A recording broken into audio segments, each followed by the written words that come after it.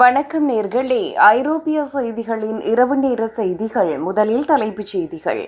ஸ்கொட்லாந்தில் அவசரகால நீர்மூழ்கி கப்பல் மீட்பு அமைப்பை வெற்றிகரமாக சோதித்தது நேட்டோ. செயற்கை நுண்ணறிவால் மக்கள் நல அரசு கட்டமைப்பு சரியும் அபாயம், அமைச்சர் பகீர் எச்சரிக்கை. ஆபத்தான நிலையில் ஜெர்மனி, ஒட்டுமொத்த ஐரோப்பாவிற்கும் ஆபத்தாக மாறும் பொருளாதார சரிவு. அதிரடியாக களமிறங்கும் ஸ்வீடனின் கிரிப்பன் போர் விமானங்கள். மேற்கத்தைய நாடுகள் மனித குலத்தை அழிக்க உயிரியல் ஆயுத வைரசுகளை உருவாக்குகின்றன, ரஷ்யா பகீர் குற்றச்சாட்டு. புட்டினை பேச்சுவார்த்தைக்கு அழைக்க பிரிட்டன், பிரான்ஸ் மற்றும் ஜெர்மனி ரகசிய திட்டம். புட்டின் ஆதரவாளரின் ரஷ்யா 2050 தொலைநோக்கு பார்வை.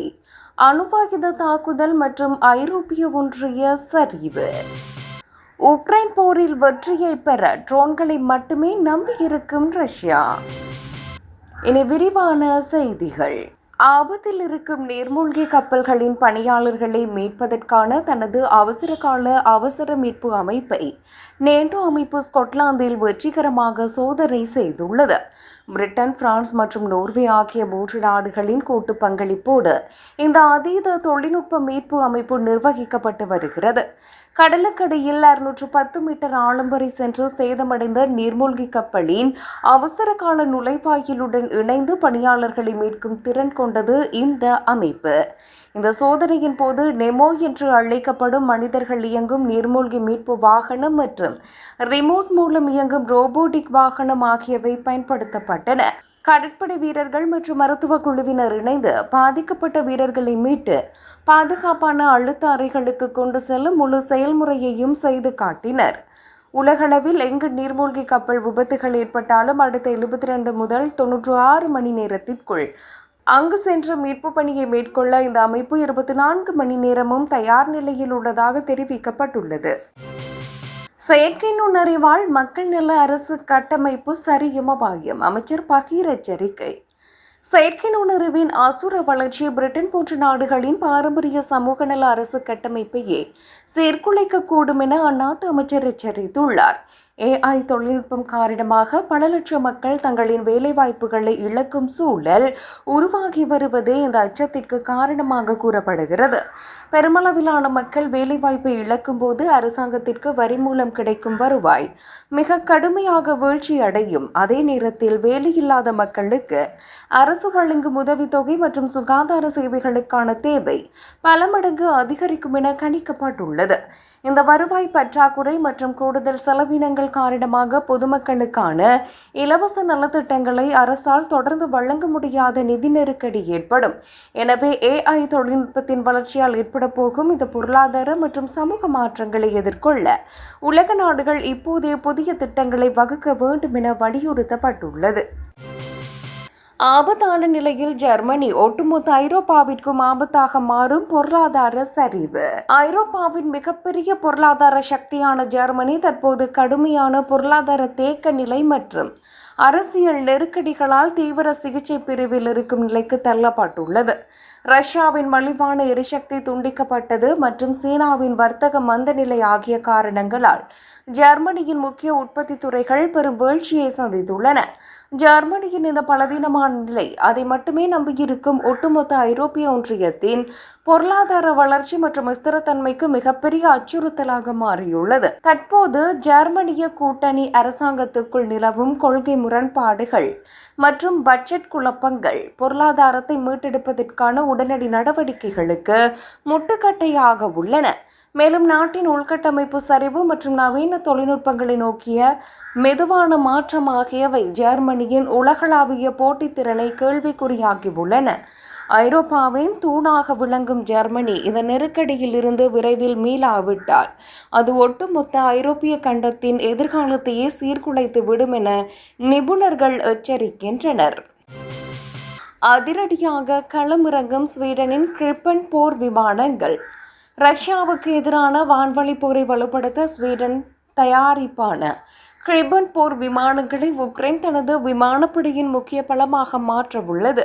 ஐரோப்பிய ஒன்றியத்தின் கடனுதவி மூலம் 20 புதிய கிரிப்பன் ரக விமானங்களை வாங்க உக்ரைன் ஒப்பந்தம் செய்துள்ளதோடு ஸ்வீடன் 16 பழைய மாடல்களையும் நன்கொடையாக வழங்குகிறது. எந்த ஒரு சாதாரண நேர் சாலையிலும் தரையிறங்கி மிக குறைந்த எண்ணிக்கையிலான ஆட்களை கொண்டு வெறும் 10 நிமிடங்களில் இதற்கு மறு எரிபொருள் நிரப்ப முடியும் என்பது இதன் சிறப்பம்சமாகும். F-35 போன்ற அதிநவீன அமெரிக்க விமானங்களுடன் ஒப்பிடுகையில் கிரிப்பன் விமானத்தை இயக்குவதற்கான செலவு 1/4 மட்டுமே என்பது குறிப்பிடத்தக்கது. மறைந்து தாக்கும் ஸ்டெல்த் தொழில்நுட்பம் இதில் இல்லை என்றாலும் ரஷ்யாவின் வான்வெளி தாக்குதல்களை தடுத்து நிறுத்த இது பெரிதும் உதவும் என உக்ரைன் நம்புகிறது. மேற்கத்திய நாடுகள் மனித குலத்தை அழிக்க உயிரியல் ஆயுத வைரசுகளை உருவாக்குகின்றன. ரஷ்யா பகீர் குற்றச்சாட்டு. மேற்கத்திய நாடுகளின் ரகசிய ஆய்வகங்கள் மனித குலத்தையே ஒட்டுமொத்தமாக அழிக்கும் திறன் கொண்ட ஆபத்தான உயிரியல் ஆயுத வைரசுகளை உருவாக்கி வருவதாக ரஷ்யா குற்றம் சாட்டியுள்ளது. அதிபர் விளாடிமிர் புட்டினின் மிக நெருங்கிய ஆதரவாளரும் ரஷ்ய பாதுகாப்பு கவுன்சிலின் செயலாளருமான நிக்கோலாய் பத்ருஷேவ் இந்த அதிர்ச்சியூட்டும் புகாரை தெரிவித்துள்ளார்.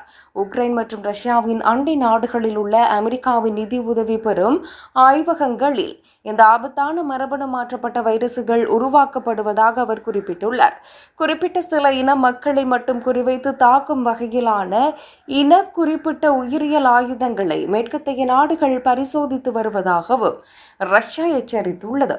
உலகளாவிய தொற்று நோய்களை செயற்கையாக உருவாக்கி அதன் மூலம் ஒட்டுமொத்த சர்வதேச சமூகத்தையும் தங்களின் கட்டுப்பாட்டின் கீழ் கொண்டு வர அமெரிக்கா திட்டமிடுவதாக அவர் சாடியுள்ளார். எனினும் ரஷ்யாவின் இந்த தொடர் குற்றச்சாட்டுகளை முற்றிலும் மறுத்துள்ள அமெரிக்கா மற்றும் மேற்கத்திய நாடுகள் இவை போரை திசை திருப்ப ரஷ்யா பரப்பும் அப்பட்டமான பொய் பிரச்சாரங்கள் என்று கூறியுள்ளன. புட்டினை பேச்சுவார்த்தைக்கு அழைக்க பிரிட்டன், பிரான்ஸ் மற்றும் ஜெர்மனி ரகசிய திட்டம். உக்ரைன் போரை முடிவுக்கு கொண்டு வர ரஷ்ய அதிபர் விளாடிமிர் புட்டினை பேச்சுவார்த்தை மேசைக்கு அழைப்பதற்கான ரகசிய திட்டம் ஒன்றை பிரிட்டன், பிரான்ஸ் மற்றும் ஜெர்மனி ஆகிய நாடுகள் வகுத்துள்ளன. நேட்டோ அமைப்புடன் உக்ரைன் நெருக்கமான உறவை வளர்த்துக் கொள்வதை ஊக்குவிப்பதன் மூலம் ரஷ்யாவை சமாதான பேச்சுவார்த்தைக்கு வரவழைக்க முடியும் என இந்நாடுகள் நம்புகின்றன. இந்த திட்டத்தின்படி போர் முடிந்த பிறகு உக்ரைன் தன்னை தற்காத்துக் கொள்ள ஏதுவாக அதிநவீன இராணுவ உபகரணங்கள், ஆயுதங்கள் மற்றும் பாதுகாப்பை வழங்க நேட்டோ நாடுகள் உறுதியளிக்கும்.